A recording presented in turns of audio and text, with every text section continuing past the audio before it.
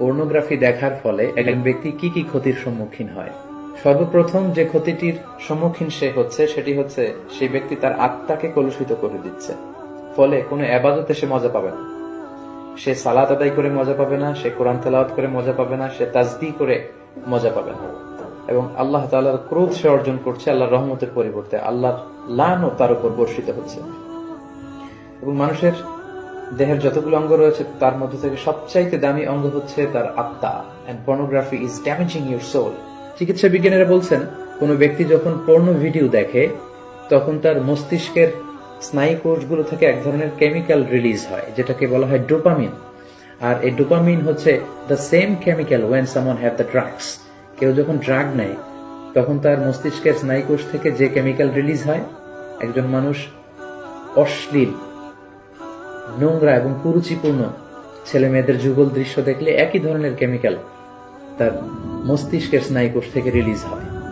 ফলে ড্রাগ নিলে যেমনি তার মধ্যে উন্মাদনা সৃষ্টি হয় আবার ড্রাগ নেওয়ার ব্যাপারে, তেমনি পর্নোগ্রাফির এই করাল গ্রাসে যদি কেউ একবার পড়ে যায় তাকে বারবার পর্নোগ্রাফির দিকে ফিরে যেতে হয়। পাশাপাশি তারা তাদের চরিত্রকে শেষ করে দিচ্ছে, যেটা মানব জীবনের সবচেয়ে দামি একটি বিষয়। আমরা বলি যে মানুষের অর্থহানি ঘটলে সামান্য কিছু হানি হয়, স্বাস্থ্যহানি হলে আরেকটু বেশি কিছু হয়, কিন্তু একজন ব্যক্তি যখন তার চরিত্র হারিয়ে ফেলে সে তার সবকিছুকে হারিয়ে ফেলে।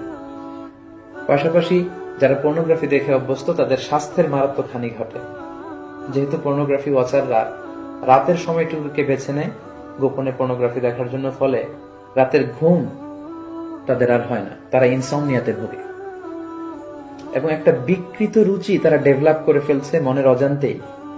মহান আল্লাহ তাআলা বিবাহের মাধ্যমে, পবিত্র বন্ধনের মাধ্যমে একজন প্রাপ্তবয়স্ক নারী এবং পুরুষ তারা তাদের জৈবিক চাহিদা মেটাবে, এটাকে আল্লাহ বৈধ করেছেন।